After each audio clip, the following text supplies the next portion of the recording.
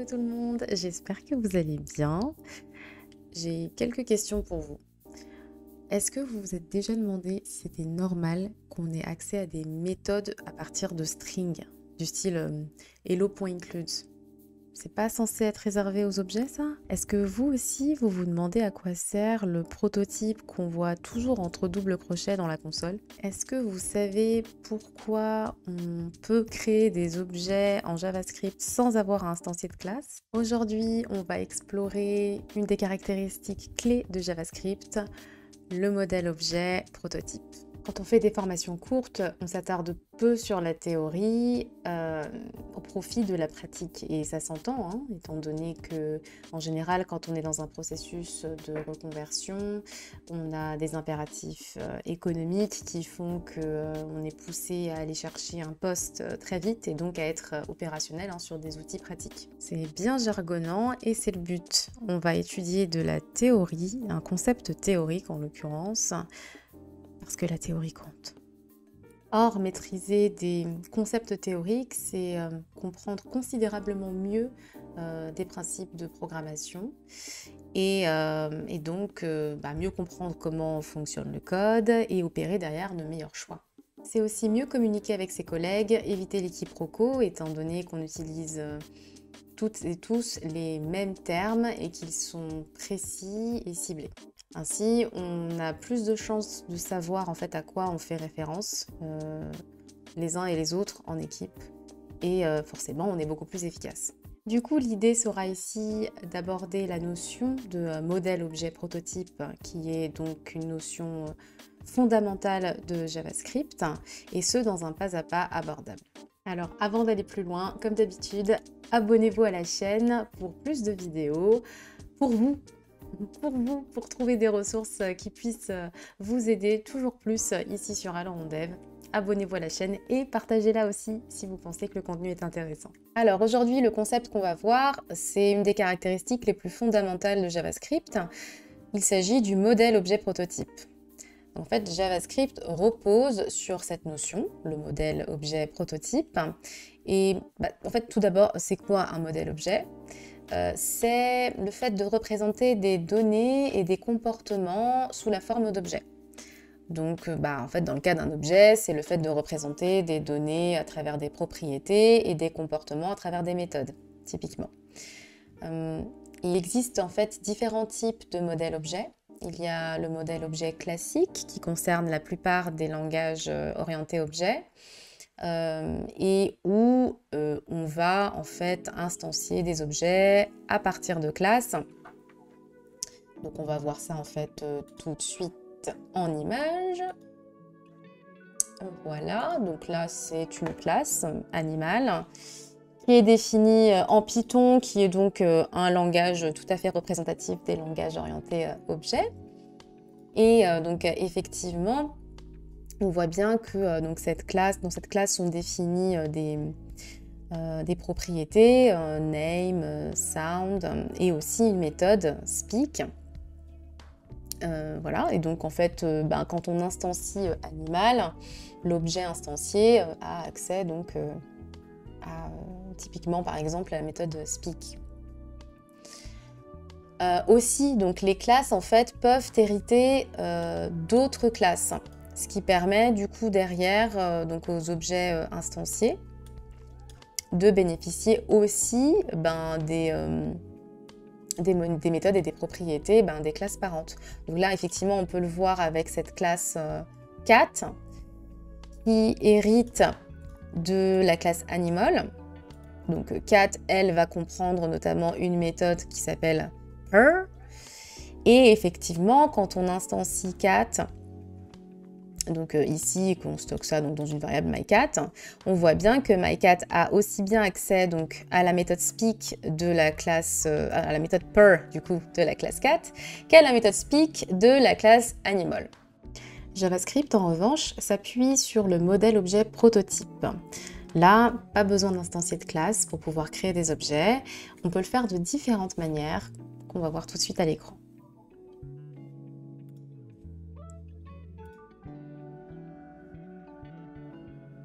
Alors, ici du coup. Donc là, c'est un objet littéral.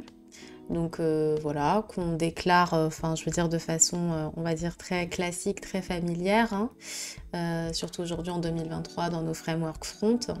Donc on ouvre des accolades et puis bah, comme vous pouvez le voir, hein, on précise des noms de propriétés, des noms de méthodes et le tour est joué. Après, on a aussi une autre manière de faire pour créer des objets en JavaScript. C'est en créant un constructeur, qui est donc une fonction, dans laquelle on va également définir donc, des propriétés et des fonctions. Du coup. Et là, en l'occurrence, pour pouvoir créer donc, un objet à partir de cette fonction, on va instancier la fonction comme on le ferait avec une classe. Hein. Syntaxiquement, on est vraiment sur quelque chose de très d'identique, puisqu'effectivement, pour créer un objet à partir de ce constructeur person, on va utiliser le mot-clé new et on va appeler effectivement person avec des arguments.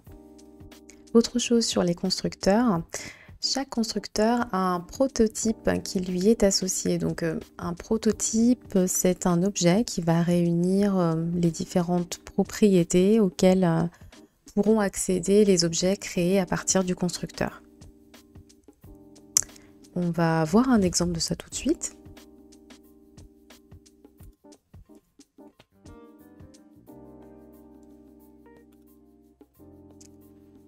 Donc voilà, ici nous avons un constructeur qui s'appelle personne, ici. Donc un peu sous le même, dans la même veine hein, que le constructeur qu'on a vu avant.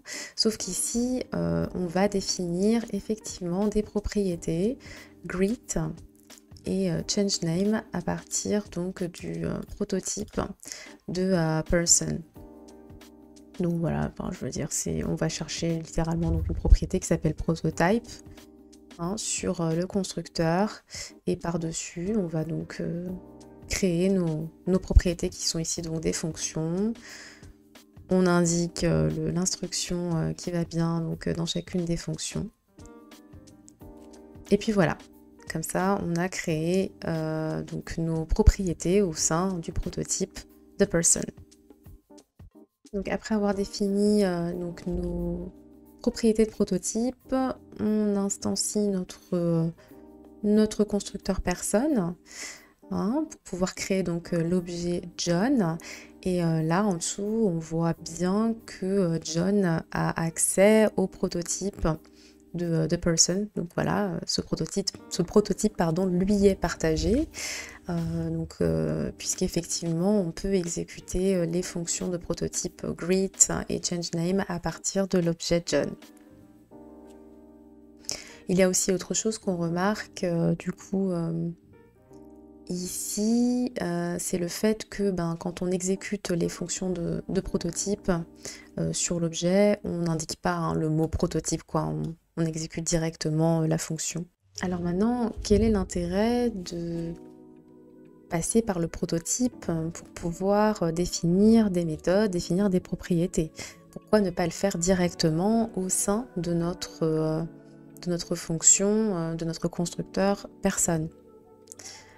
C'est parce que l'avantage donc effectivement de créer des propriétés à partir du prototype, hein, c'est qu'une seule copie seulement de ces propriétés-là est créée quand on s'y prend de cette manière-là. Tandis que quand on définit les fonctions dans le constructeur, à chaque instanciation de notre constructeur, hein, à chaque création d'objet à partir de person, on aurait donc une nouvelle copie de nos fonctions greet et change name. Donc vous imaginez si on instanciait 50 fois person, on aurait 50 fois une recréation de greet et de change name. Tandis que là, on peut se limiter à une seule fois. Ce qui, bien évidemment, en termes de performance, est largement avantageux. J'aimerais revenir sur le prototype de John. J'aimerais qu'on puisse l'observer un peu plus en détail. Donc pour cela, on va utiliser la fonction object.getPrototypeOf. Voilà, et on va lui passer John, j'allais dire, mais oui, mais avant ça, par contre,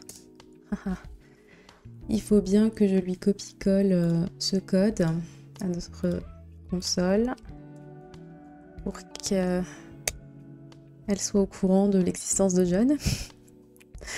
Alors, donc là c'est bon, on va refaire object.get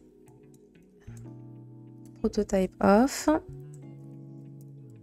Et là, on va lui passer John à cette fonction. Donc comme ça, on verra effectivement le détail du prototype de John et de ce dont il aura hérité.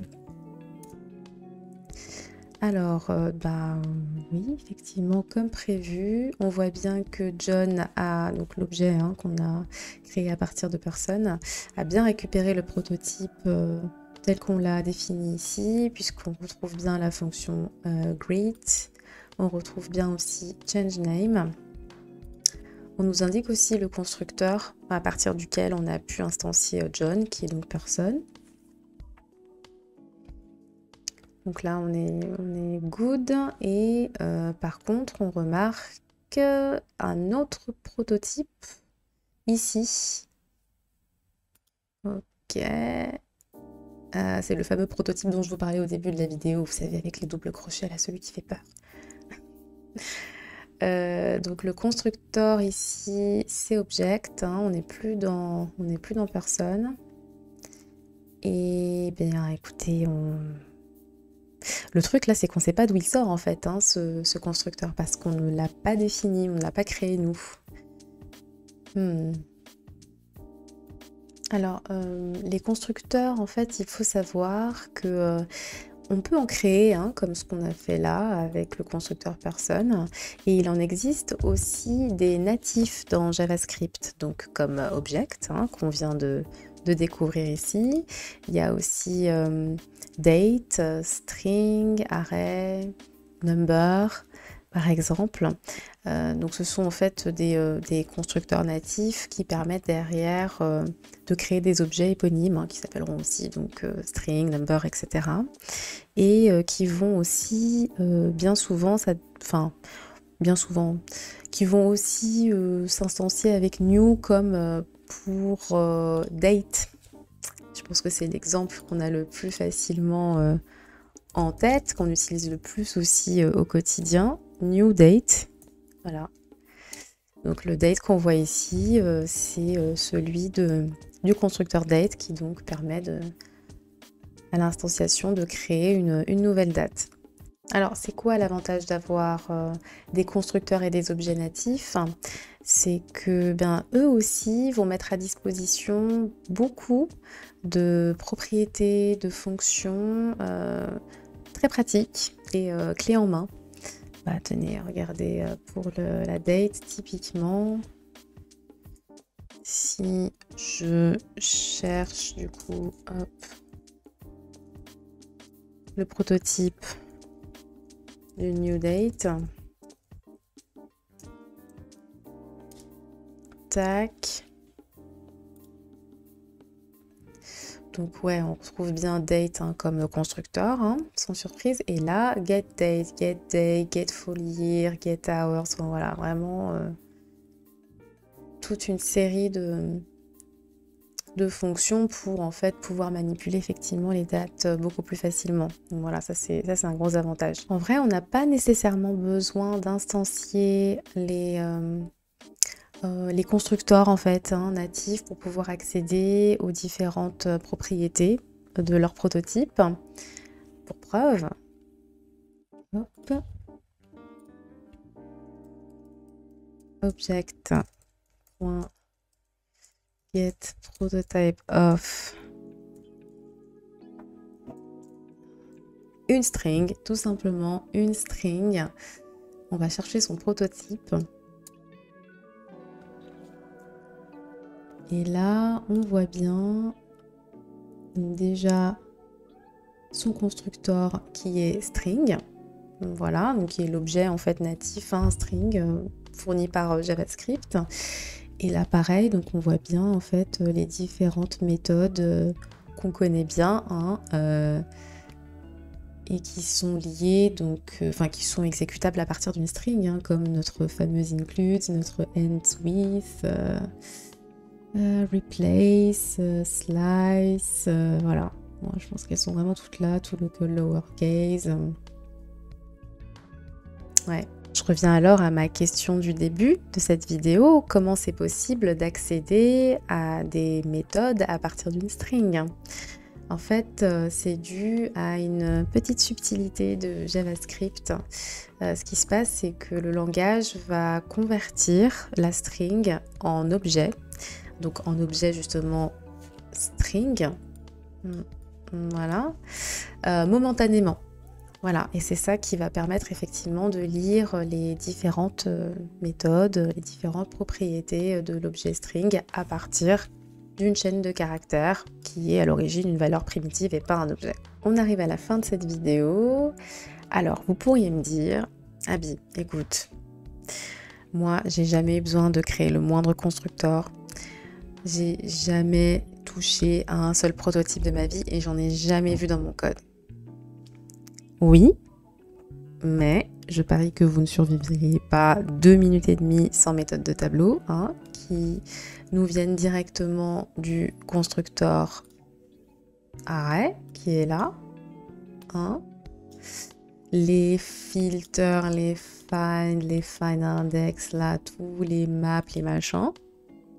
Pour ce qui est d'exploiter les prototypes, de créer des méthodes donc sur des prototypes, c'est vrai qu'aujourd'hui on code dans des frameworks front, en React notamment, où on a vraiment des syntaxes qui sont prévues pour faciliter le partage en fait d'informations, hein, de données et puis aussi donc d'instructions, de comportements, de méthodes beaucoup plus facilement à travers par exemple des custom hooks typiquement.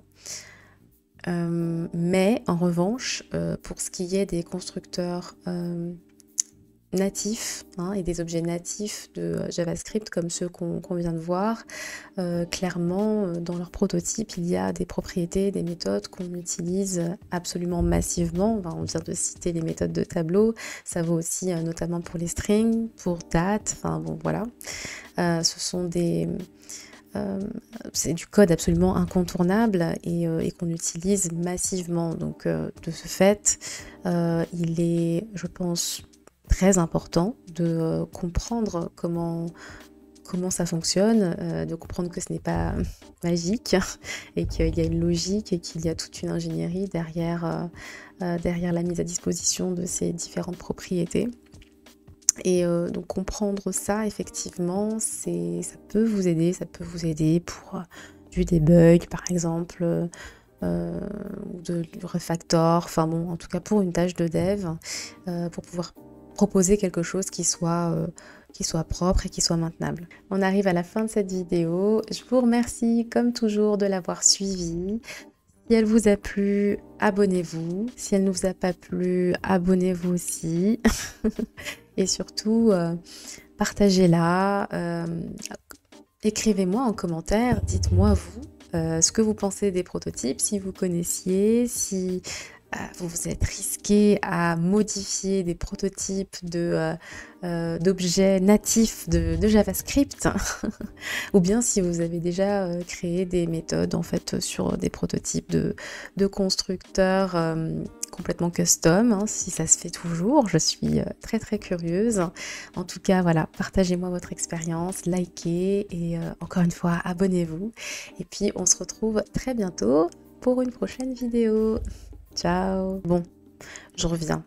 C'est pour apporter une précision par rapport à la création des objets dans JavaScript, parce que effectivement, on peut aussi en créer à partir de classes, mais en vrai, les classes, c'est juste du sucre syntaxique pour faciliter voilà, la création d'objets, pas passer forcément par des fonctions, et puis aussi pour pouvoir unifier la création d'objets avec les autres langages orientés objets, où là effectivement on utilise, comme on l'a vu, beaucoup les classes.